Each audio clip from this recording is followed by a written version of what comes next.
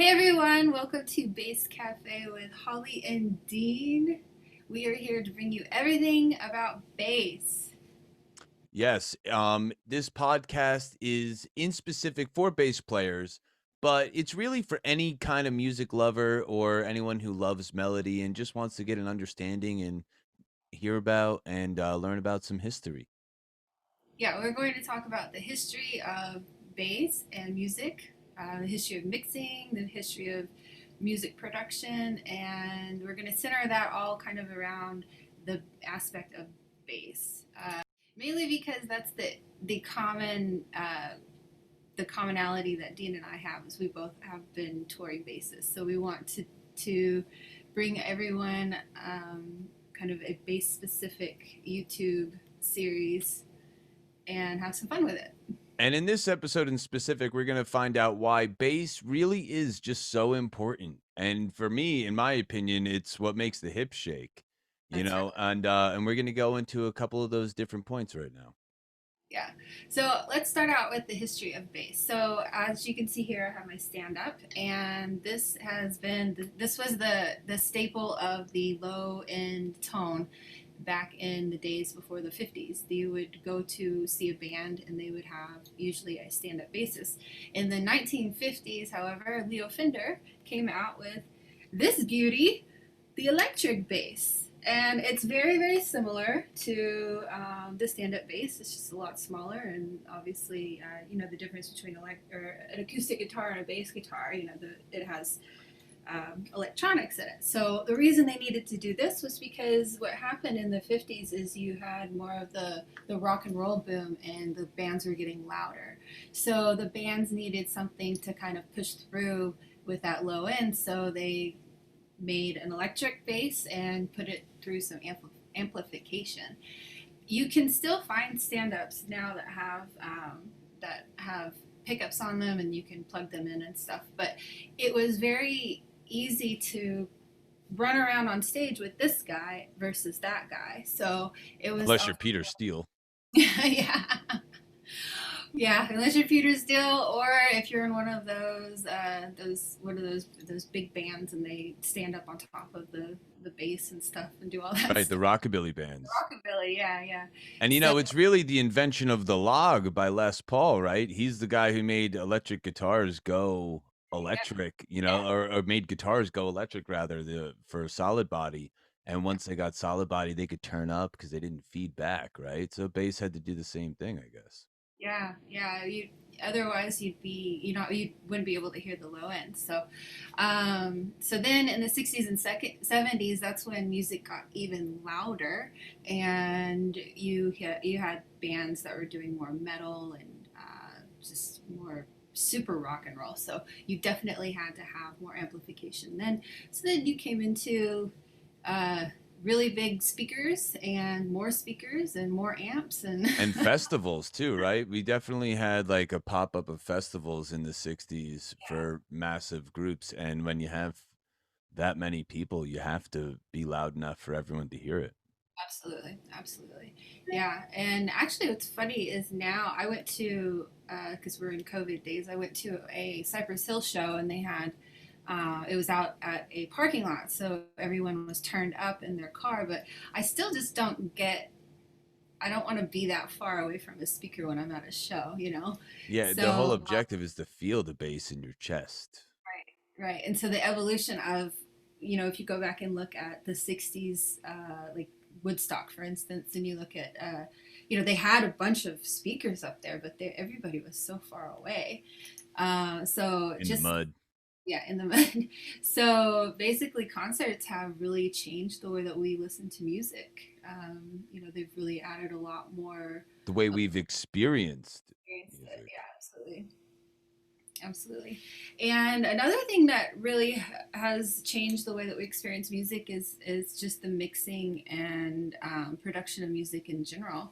You have analog versus digital, and now it's mainly digital. Back then it was only analog. And when I mean analog, I mean this big guy right here. This is a tape reel. I recorded an EP on this several years ago with a band, and if you see on here, it says clasp reel, because when we recorded this back in 2013, that's what they had to go from tape to digital. They didn't have they you have I don't know about the programs now. I think it's still clasp, but you used to be able to only go from an analog uh, tape machine, and then you'd have to take it and process it separately. But now you can actually go from reel to digital. But most Yeah, I people, never got a chance to do anything on a tape. yeah. And what's crazy I wish is I did. nowadays, yeah, Other and than nowadays cassette tapes, you know. and nowadays it's kind of obsolete. Nobody really thinks about it unless you're kind of an older school musician, or you do come from that school of thought where the live setting of taping a band was, the tits. Well, Uh, they love that too because when you record on tape versus digital, for anyone who doesn't know, right, you're going to warm up the sound and you're going to compress it. And that helps the bass automatic. come up.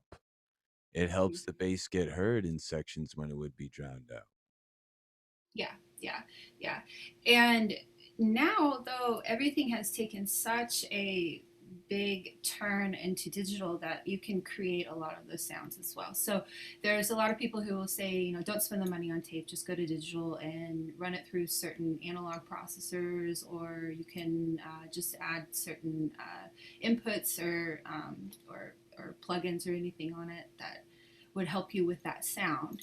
And it just depends on what you're going for. If you're going for like a pop sound, you probably won't want too much warmness in that music. But if you're going for a rock and roll sound, definitely want some warmth in there. And the great thing about tape is that most of the time when you record to tape, you record with everyone. You don't really record, section by section.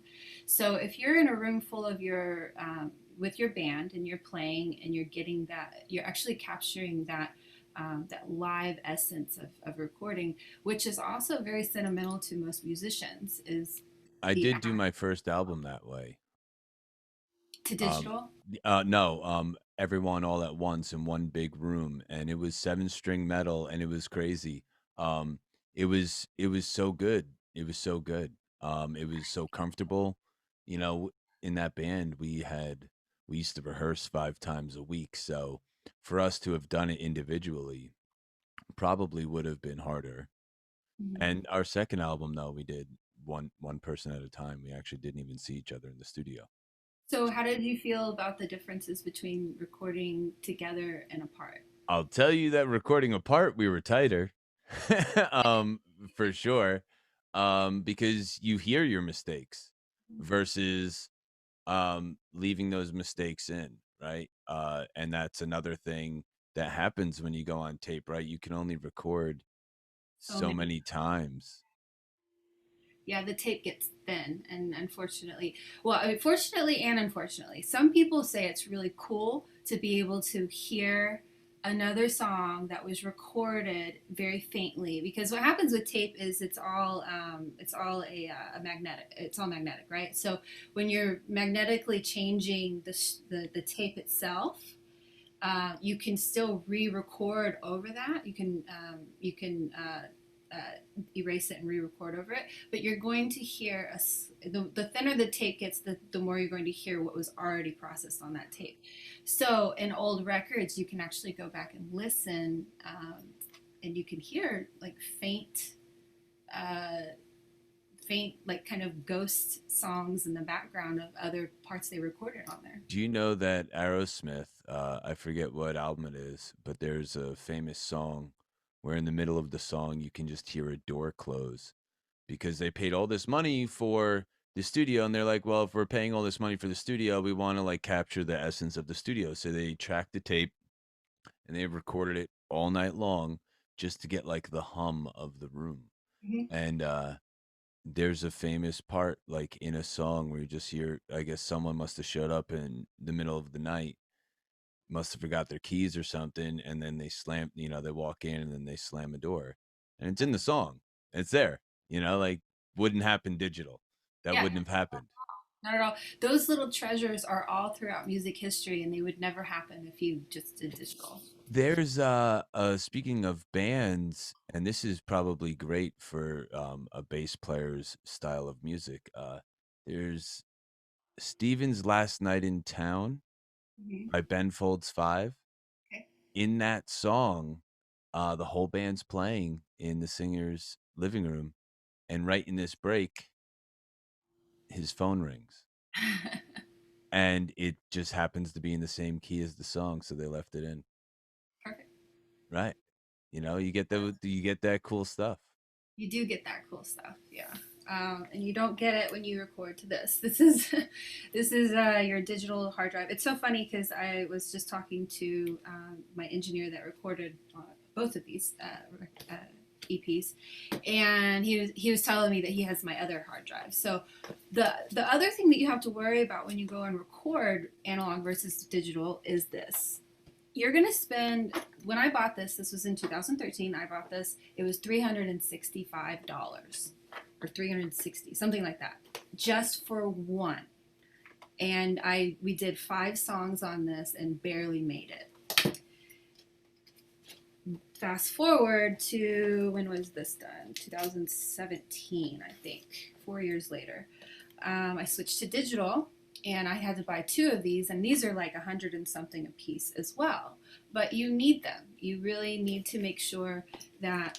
And the other thing that too is very similar to the way recording technology went. Hard drive technologies used to be all discs, and now they're solid state, Yeah, and you can get a lot more um, faster speed, better quality sound yeah, just by what hard drive you buy.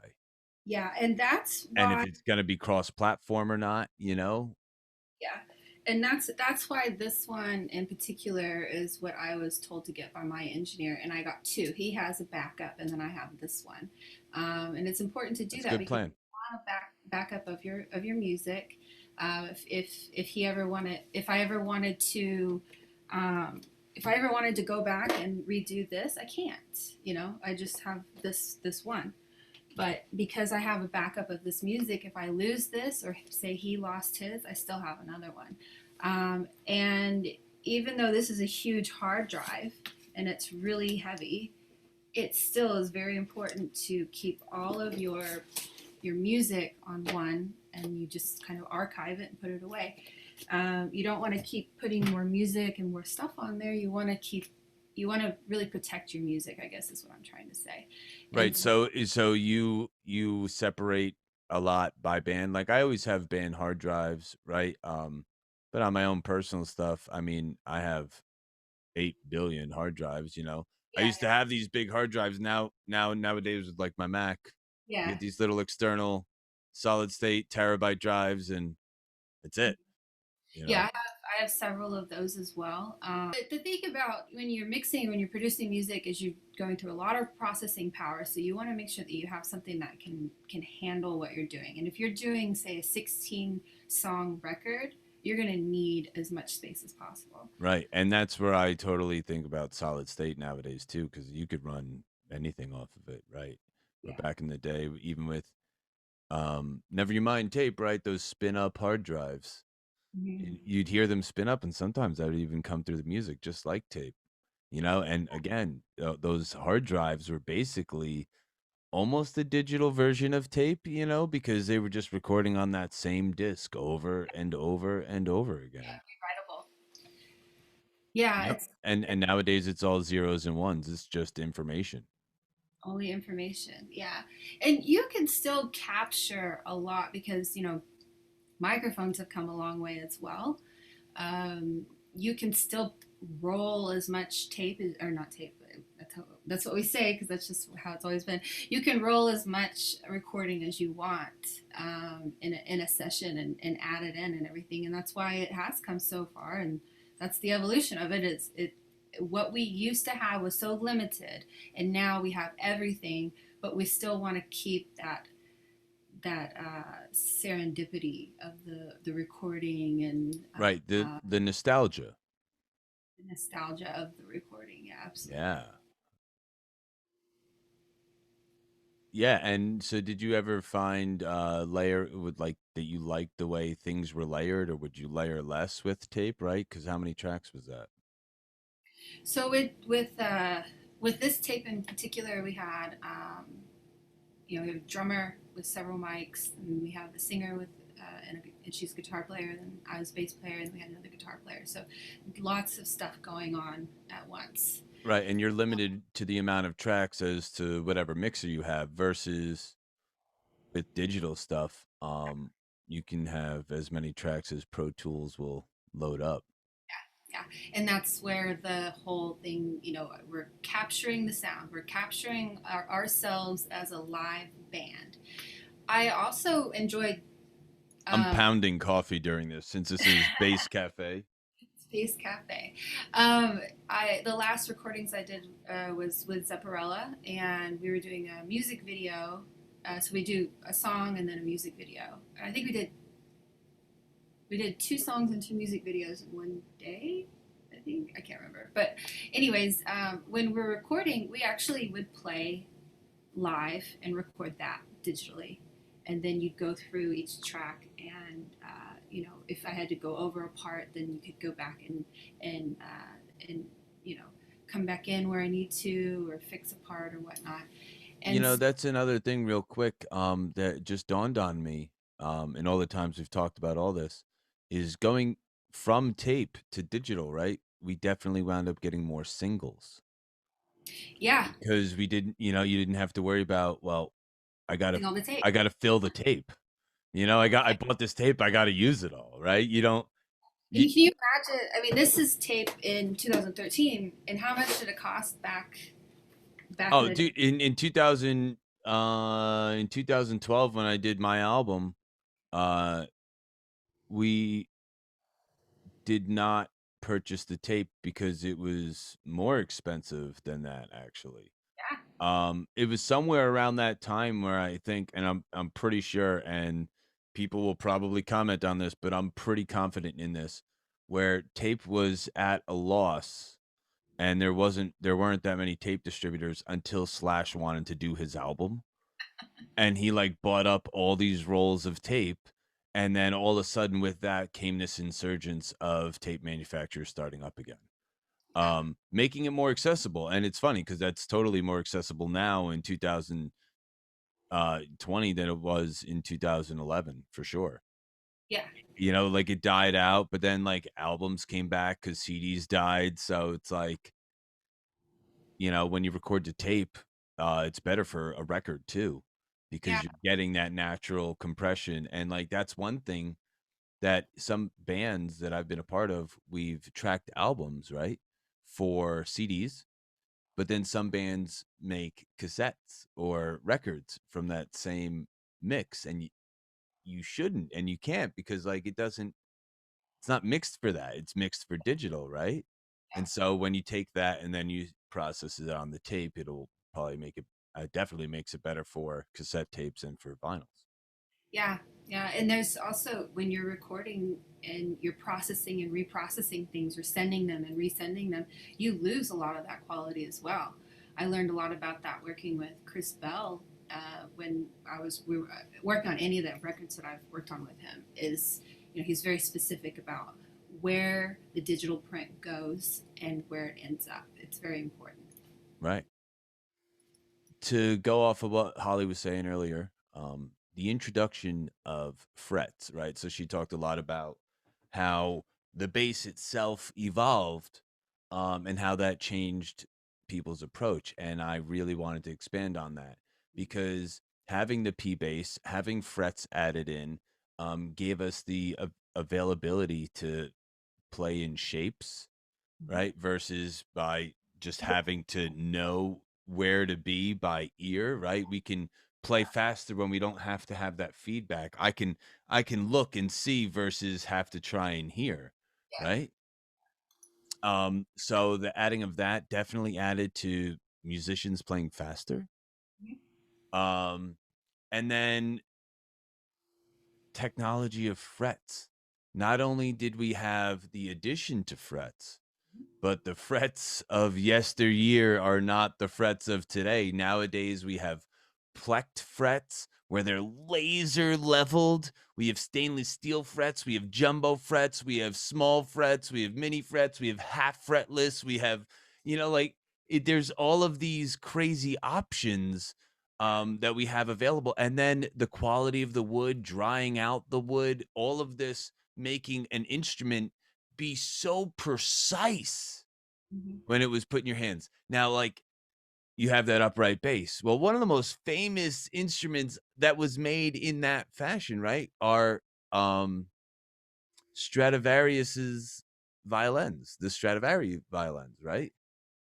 He handmade every single one of them. And the reason why that they were so valuable is because the meticulous detail that was taken into it. But you have to realize that every single one of those is going to be so different, and I'm sure that dude had a pile of blems, as big as Mount Everest. But those are some of like the most precise instruments, and they were so unaffordable, right? To the point where now, if you have one, I have a what could be a Stradivarius violin, but it's in a closet. It was found in an attic. It's probably not a real one, but it looks so old and relic that I love it. Yeah. But you had to spend so much money, where now even $100 starter bass is so precise, Yeah. So much better. so good sounding, because of the technology in finishes, like I said, in drying of the woods, the even the crap metal that they put on beginner instruments is still better quality than like mid or top level metal of the 50s. Yeah, it's In certain regards, steel was of a different nature back then. It was a lot more pure. um kind of like but computers. Like you can walk around with something that is way more. It's way better than anything we would have ever used back when they first started. the first what was it? It was the first 256 megabyte hard drive used to have to be transported by a 747. Like, it was crazy. It's crazy.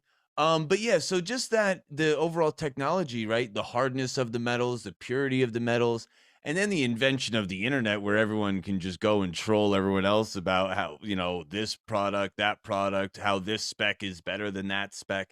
And then all these companies morphed out of the evolution of the internet, and that spreading of the knowledge, right?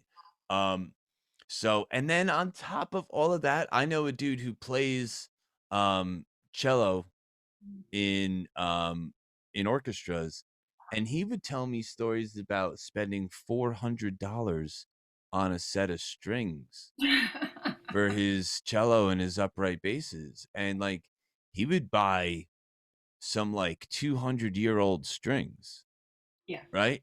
And I'm sure, yeah, that has a sound to it, but nowadays they pump strings out, Yeah. right? The invention of adding a truss rod in, so we can have these really tense, tight strings. Yeah.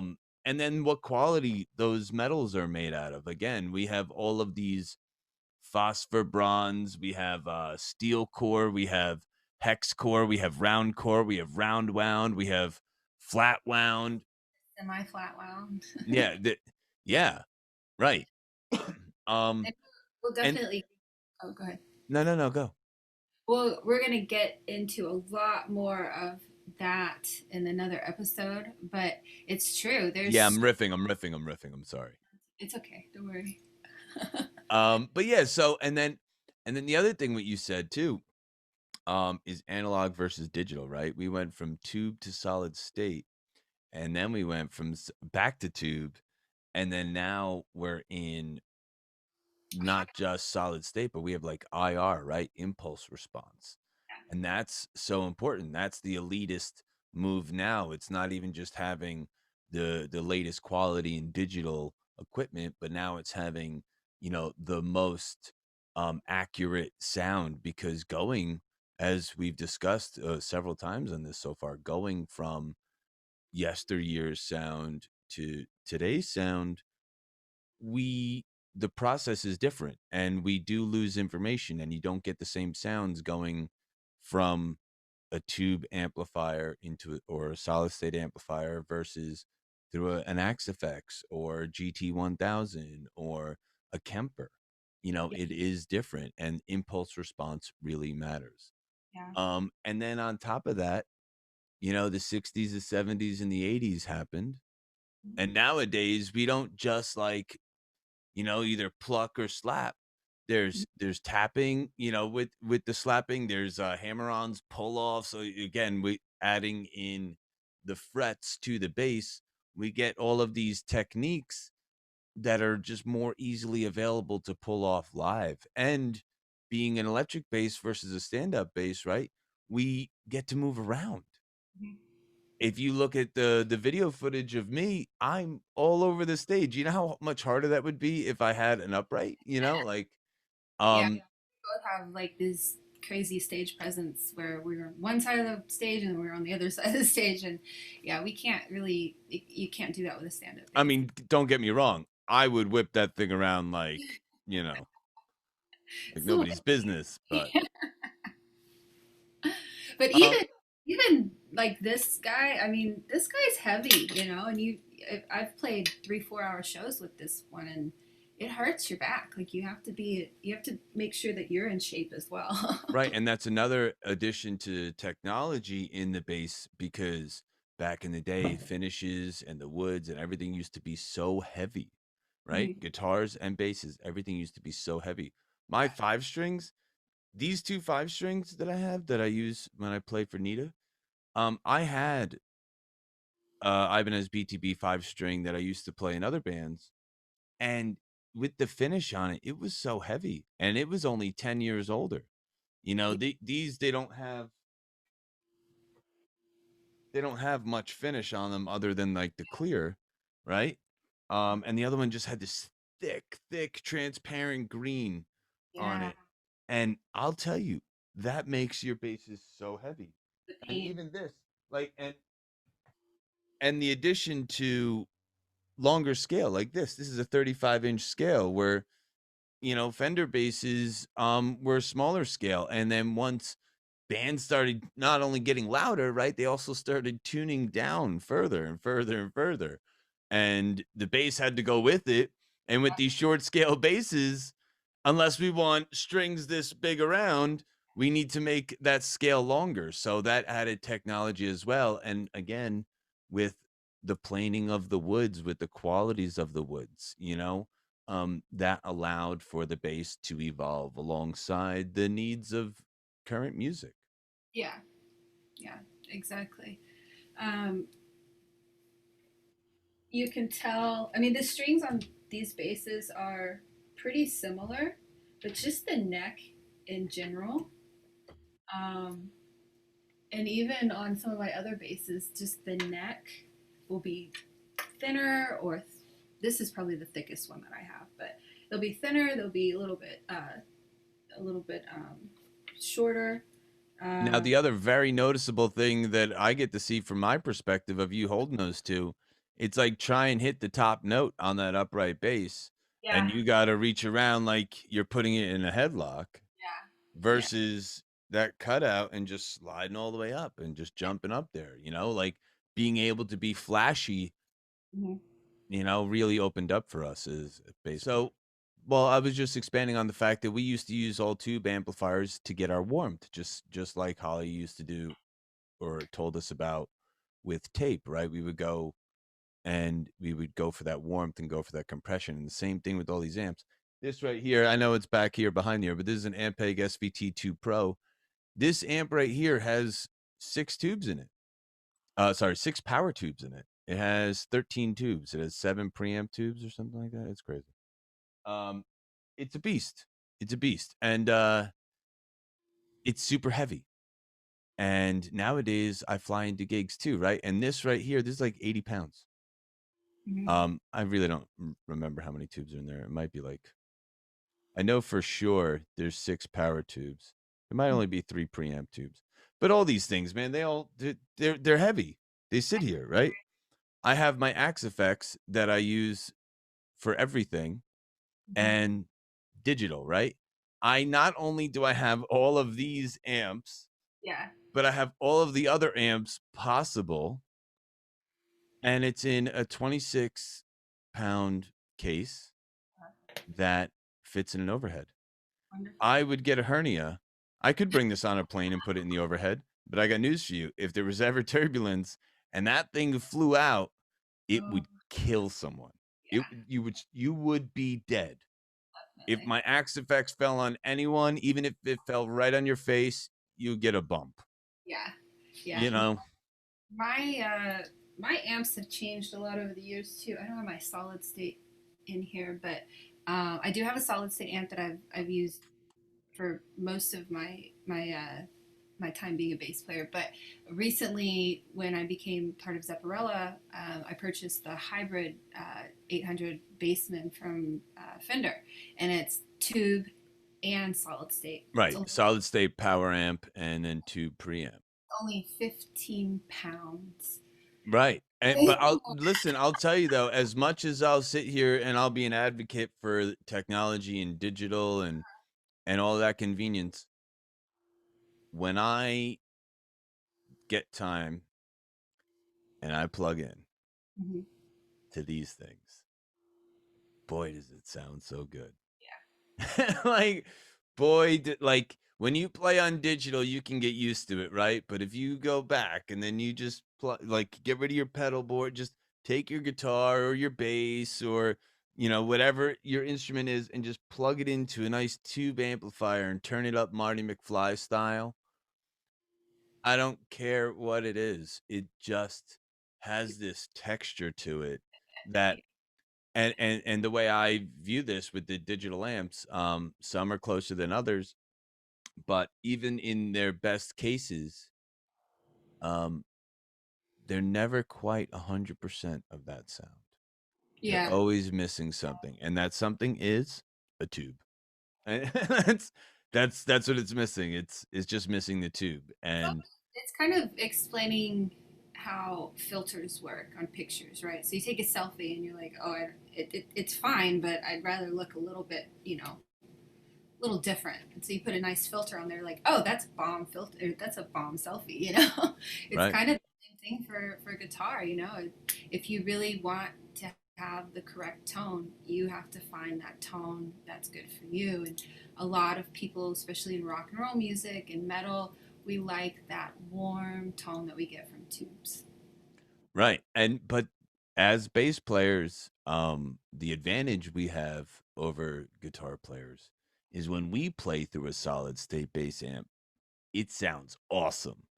And when a guitar player plays through a solid state guitar amp, it doesn't sound awesome. It Great. does not.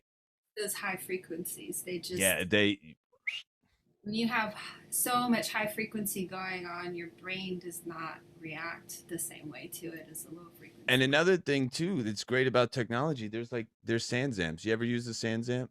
Yeah, actually, I need to get one. A good friend of mine told me about one a few years ago, and I thought, yeah, that's actually what I need, and just haven't gotten one yet. But yeah, There's Sans amps, right? There's all that the dark glass yeah, technology. Let me tell you, they get some stuff. Speaking about analog and digital, the greatest example of a little tiny solid state piece of hardware that gives you all of those sounds that you want from a tube amp, anything dark glass. It's this big, if you get the head, and or it's this big and it's a pedal. And you can do either. You can just take that pedal and go on the biggest stage or the smallest club or in your bedroom and you sound like a pro. yeah.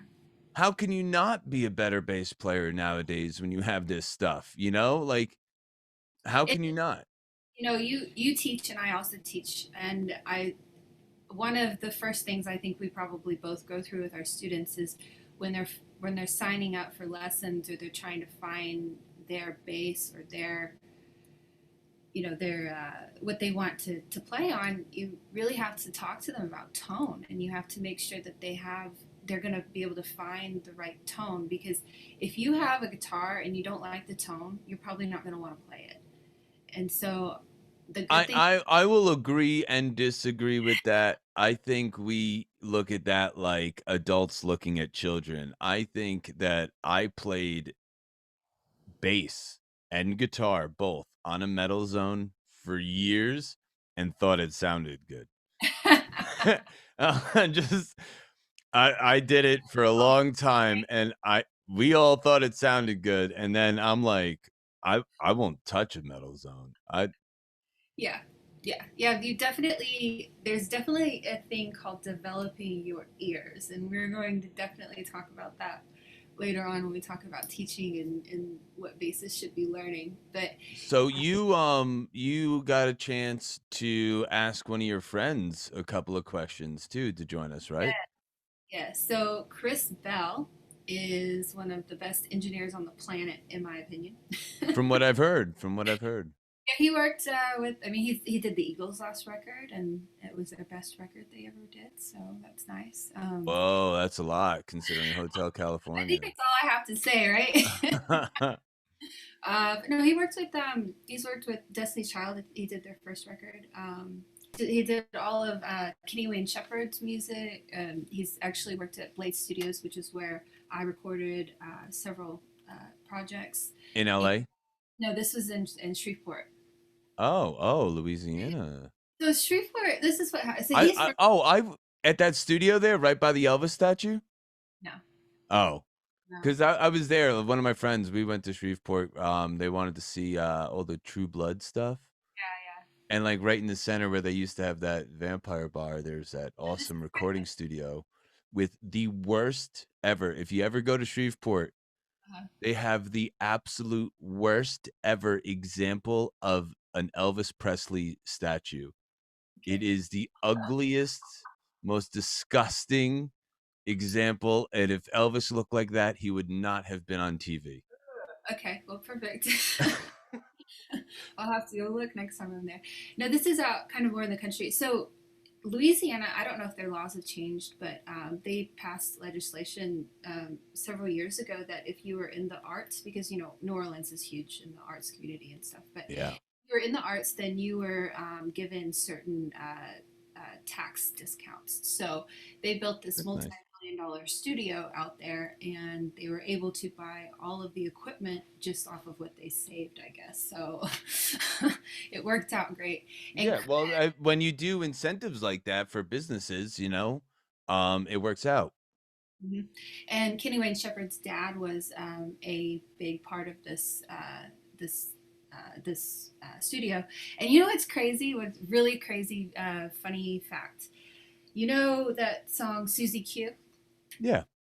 Okay, I met Susie Q. She worked at the studio. She, Wow. All this right. actually, this song was actually written about a little girl. Oh, hi, this is Yoshi.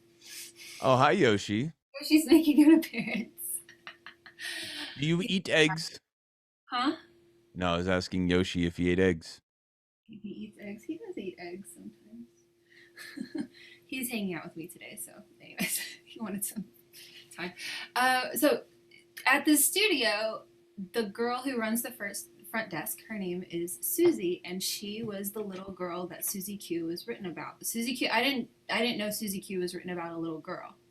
I It, mean, I don't know. I don't remember like I that. always thought it was written about like a woman, but Right. it was written about this little girl named Susie, and so they named her, or they called her Susie Q, and that's how the song came out. So, anyways, that was just really funny. I got to meet her. But anyway, so this multi-million-dollar studio, it's wonderful studio, really, really, really awesome. And Chris has been working with so many people there, and I was able to record. They have analog, they have clasp, and so I was able to record there.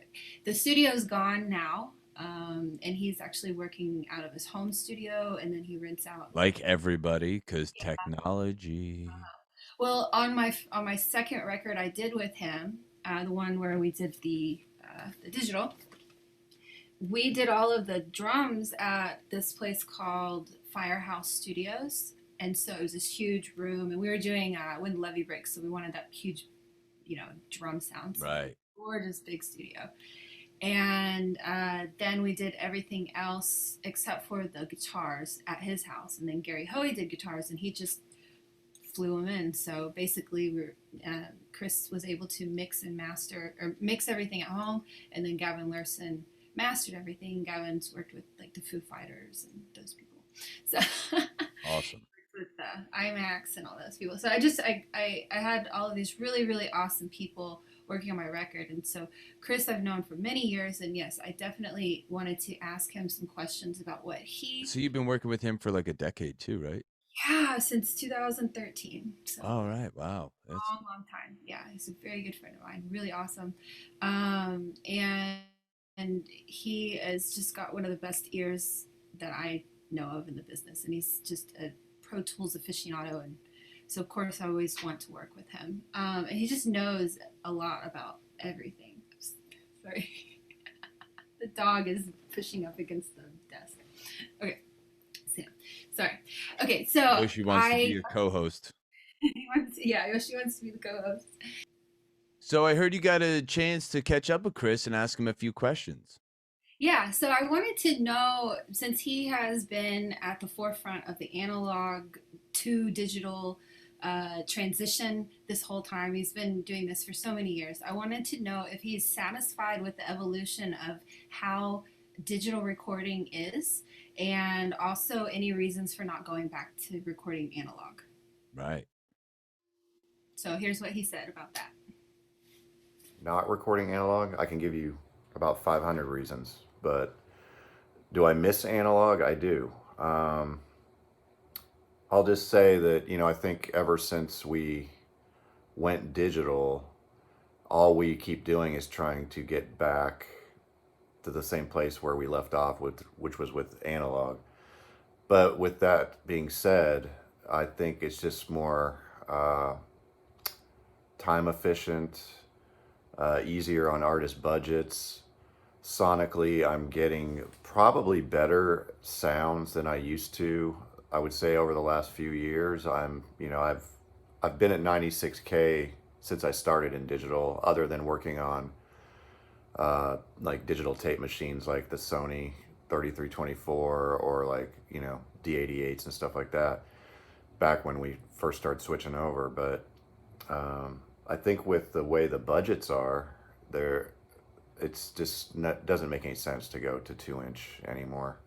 My old room in Louisiana with Brady at Blade Studios, we had a system called Clasp, where I could run a 2-inch reel in between the desk and the Pro Tools rig, so you could it's kind of like a giant tape machine plug-in, but a real tape machine, which was great. I mean, because then we would only need like 2 to 3 reels for a whole record. Just keep using it till it wears out. The last record I did on all analog was Brian Blade's record, Landmark's record. It was a jazz record. We did all the 2-inch track to or mixed to 1/2-inch, and it did sound amazing. But I mean, a lot of that is the players. But sonically, I thought it was a really great sounding record, and it did get nominated for a Grammy. So there is something to be said for that. But that was the last all tape record I did. I mean, I think now with the higher sample rates and good clocking on a nice rig with good converters, I don't think it's gonna hurt anything. I think we've come to a point now where I'm pretty satisfied with the mixes and the quality I'm getting off of the digital rig. I thought I would never say that, but I think we're fine,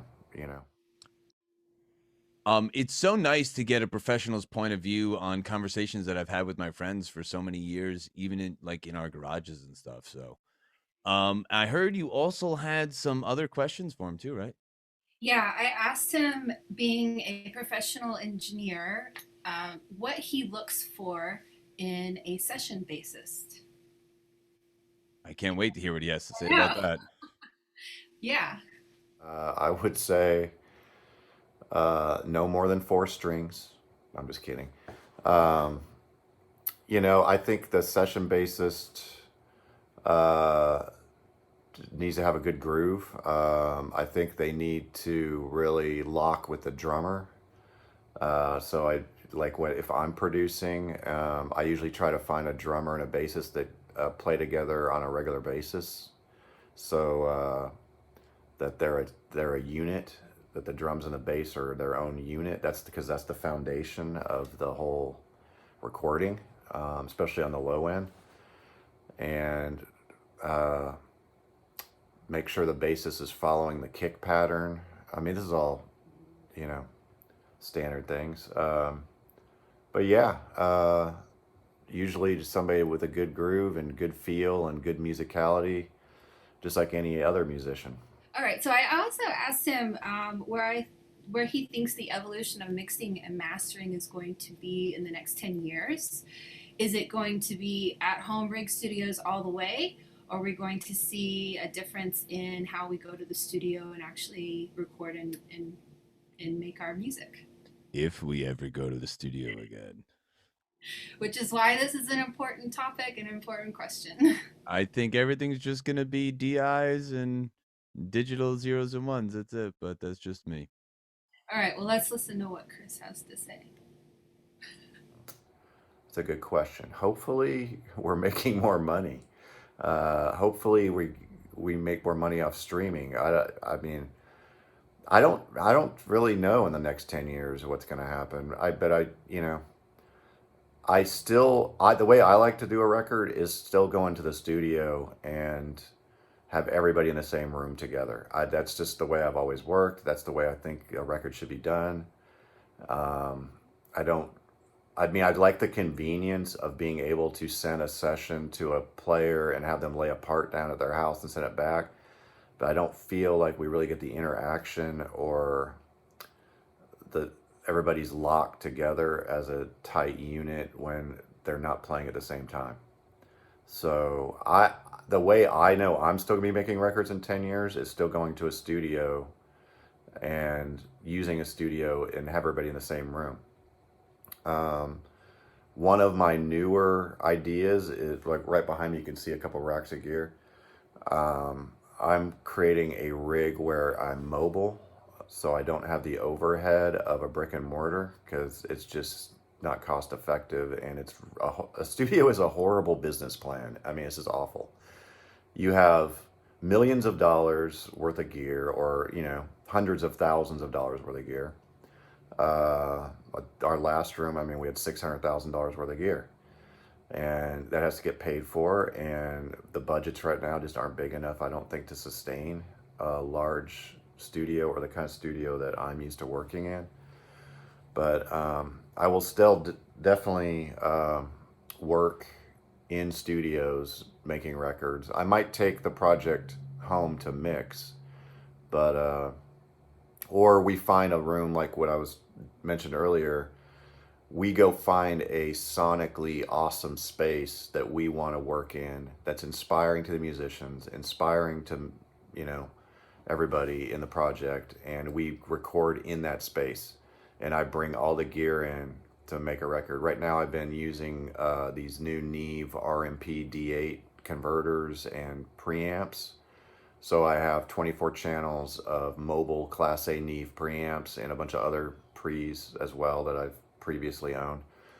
And I think it's gonna be cool. We haven't done a project yet like that, but that's on my to-do list next to see how that goes over. Like, my idea is like we rent out either an Airbnb or find somewhere like in the mountains by the beach, wherever, and we live there and we take a month to make a record and take our time making a record.